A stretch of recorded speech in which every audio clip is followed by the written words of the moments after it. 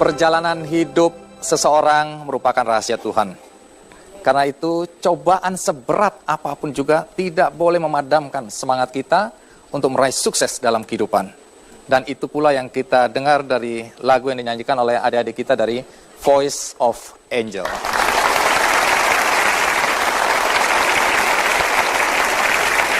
Semangat untuk tahan terhadap cobaan dan bangkit untuk meraih sukses, itulah yang menjadi inti topik kita kali ini. Dan tamu pertama kita, mari kita sambut I Ketut Putra Suartana.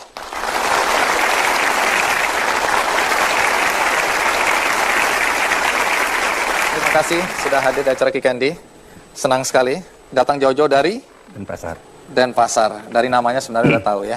Ya. Baik, saya dengar Anda dulu waktu kecil pernah juga tinggal di panti asuhan. Ya. Umur berapa waktu itu? Waktu itu saya kelas 3 SD. Karena saya putus sekolah selama 3 tahun, masuk panti asuhan baru melanjutkan sekolah lagi. Oh. Kenapa Anda dimasukkan ke panti asuhan waktu itu?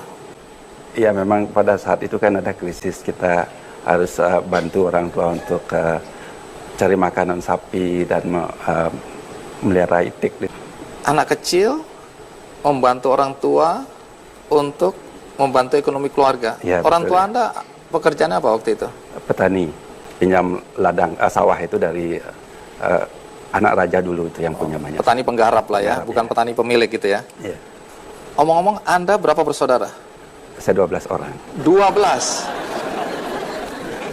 Tuh, adik-adik kita ketawa. Ya. Kalau petani hidupnya susah, saya bisa mengerti. Tapi kalau petani anaknya 12, waktu itu ngapain? Ya, nanti saya akan tanya lebih jauh. Tapi sebelum itu, mari kita ikuti dulu kisah tentang Pak Putra berikut ini.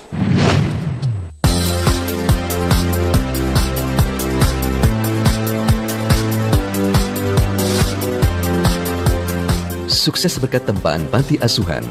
Itulah gambaran yang tepat dari sosok I Ketut Putra Suartana. Pengusaha sukses asal Bali ini merupakan pemilik berbagai hotel berbintang serta lembaga pendidikan dan pelatihan pariwisata. Terlahir sebagai bungsu dari 12 bersaudara, pria yang akrab dipanggil Pak Putre ini harus menghadapi kehidupan yang sulit saat usianya masih belia. Kondisi keluarga yang terbelenggu kemiskinan mengharuskan dirinya untuk tinggal di panti asuhan agar bisa melanjutkan sekolah. Di panti asuhan inilah, Putre mendapat berbagai pelajaran yang menjadi bekal masa depannya. Didikan yang keras dan syarat disiplin membuat Putre menjadi manusia yang tahan banting. Itu sebabnya selepas SMA Putre tidak malu bekerja sebagai pembersih kolam renang, bellboy, bahkan menjadi sopir bemo.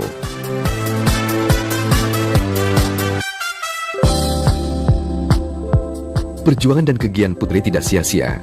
Berkat minat dan pengalamannya di bidang pariwisata, pada tahun 1992, Putre mendirikan lembaga pendidikan dan pelatihan di bidang pariwisata dan perhotelan. Lembaga pendidikannya ini bahkan tersebar hingga keluar Bali, yaitu Surabaya dan Mataram.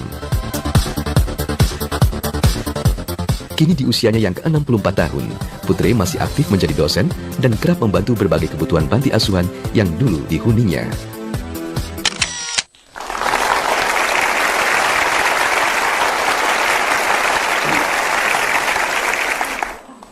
Orang tua Anda petani, punya 12 anak. Dan pada saat itu sebagai petani penggarap mengalami krisis. Kalau boleh tahu, krisis apa yang terjadi waktu itu? Pada tahun 1963, pas Gunung Agung meletus. Jadi gara-gara itu Anda tidak bersekolah. Menarik. Nanti saya akan tanyakan lebih lanjut karena dalam banyak kesempatan Anda mengatakan kehidupan di panti asuhan dulu yang penuh disiplin dan berat itu membangun atau membentuk karakter Anda. Sehingga Anda sekarang sukses sebagai pengusaha pariwisata, perhotelan, dan pendidikan. Pak Putra, sewaktu kecil karena kondisi ekonomi keluarga yang susah, Anda kemudian direlakan oleh orang tua Anda untuk tinggal di panti asuhan. Tapi kemudian saya dengar Anda bersyukur. Orang tua dulu menitipkan Anda di panti asuhan sehingga Anda bisa seperti sekarang. Mengapa Anda bersyukur? Saya bersyukur karena memang kalau saya tinggal di rumah, di kampung, saya sudah pintar main sabungan ayam. Ya, ini di Bali, di Bali. Di panti asuhan saya begitu ditata, dilatih dan sebagainya, disiplin yang kuat. Anda di antara 12 bersaudara, sekolahnya yang paling tinggi. Saudara saya itu tidak ada yang lulus SD. Tidak ada. Tidak ada yang lulus SD, bahkan SD aja tidak lulus. Kalau Anda tamatnya setingkat Saya apa? sampai di S3. Saya sekarang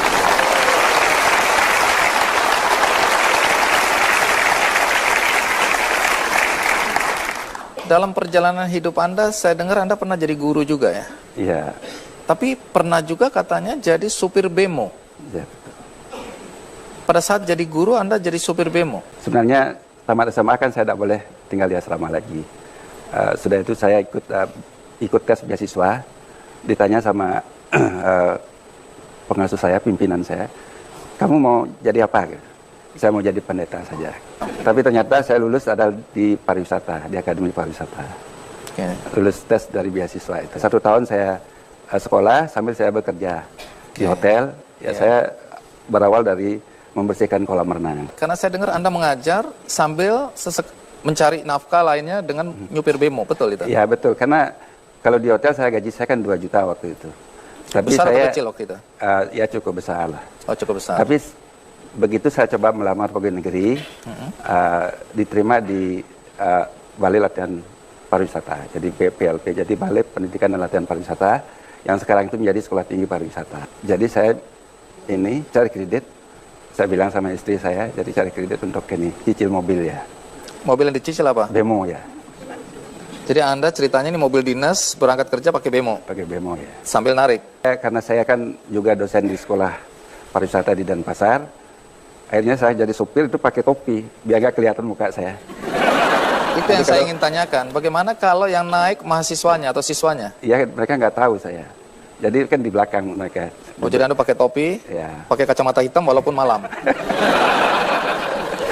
Singkatnya ini, Pak Putra, Anda kemudian sukses sebagai pengusaha jasa perhotelan pariwisata, bahkan Anda saya dengar punya banyak sekolah sekarang ini. Sekarang ini Anda punya lembaga pendidikan apa saja? Dari TK sampai dengan pasca sarjana. TK sampai pasca sarjana. Sekolah apa saja itu? Jadi ada TK, ada SD. TK saya juara nasional. Ya. SD ada, sekarang ada SMP-nya, ada SMK, ada juga program sertifikat. Juga saya sekolah tinggi pariwisata ada juga, sekolah tinggi ilmu ekonomi, dan juga ada STIKES sekarang ini, dan ada juga program internasional. Saya kerjasama dengan Standard University di Belanda. Luar biasa ya, dari anak yang nyaris tidak mampu melanjutkan sekolah, Ya. ternyata Anda sekarang punya banyak sekali lembaga pendidikan ya, bahkan Dan, perguruan tinggi. Ya, itu tidak di Denpasar saja, tapi saya ada di hampir semua kabupaten di Bali. Baik. Dalam perjalanan kemudian Anda masuk di industri pariwisata dan punya biro perjalanan serta hotel. Hotel Anda ada berapa sekarang? Ada 6. Ya. Ada di Lombok, dan ada di Bali, dan di Jogja ada Waterboom, Waterpark ya. Ini satu perjalanan seorang anak dari panti asuhan yang sukses. Nah, banyak sekali anak-anak di panti asuhan sekarang ini, atau bahkan yang sudah keluar, tapi masih merasa mereka itu tanda kutip ya, dibuang oleh keluarganya. Kemudian tidak mendapatkan kasih sayang. Anda saya yakin mengalami perasaan-perasaan seperti itu dulu. Nah, bagaimana Anda sendiri mengatasi perasaan merasa dibuang, tidak dicintai, tidak dibutuhkan? Bagaimana Anda melawan perasaan itu? Ya, memang saya berpikir kan memang ada pandangan masyarakat anak di panti asuhan itu kan sangat rendah ya. Jadi bahkan saya pernah mengalami cari pacar itu tidak disetujui sama orang tuanya. Gara-gara anak panti asuhan? Anak panti asuhan. Ngapain kamu pacaran dengan anak panti asuhan? Mau makan apa nantinya? Akhirnya dari sana saya berpikir bahwa saya harus bekerja keras ya. Bagaimana mengatasi supaya bisa berhasil. Jadi anggapan orang, ya jangan anak panti asuhan itu, mereka itu sangat rendah sekali. Tidak akan mampu untuk hidup dalam yang baik gitu. Dan tidak punya masa depan itu tidak benar ya? Karena Anda sudah membuktikan sekarang ini. Sehingga saya buat satu buku, riwayat saya itu, jadi ini saya bagikan ke anak-anak panti asuhan. Berawal dari panti asuhan, judulnya. Nah, Pak Putra, kalau ada anak-anak panti asuhan yang saat ini sedang menyaksikan acara ini, apa nasihat yang Anda ingin sampaikan untuk membangkitkan semangat mereka bahwa hidup di panti asuhan itu bukan berarti masa depannya tidak ada? Saya harapkan bagi saudara yang masih di panti asuhan jangan merasa pesimis ya. Jadi harus optimis dengan hidup ini. Jadi yang paling penting di sana adalah bagaimana kita harus takut pada Tuhan. Yang kedua, harus disiplin dengan waktu dan juga disiplin terhadap pekerjaan-pekerjaan kita. Baik. Supaya semangat Pak Putra ini bisa semakin menyebar, maka ada 100 penonton yang akan mendapatkan buku ini yang tangannya sudah di-stempel. Angkat tangan. Iya, semua mendapatkan buku dari Pak Putra berjudul Berawal dari Panti Asuhan.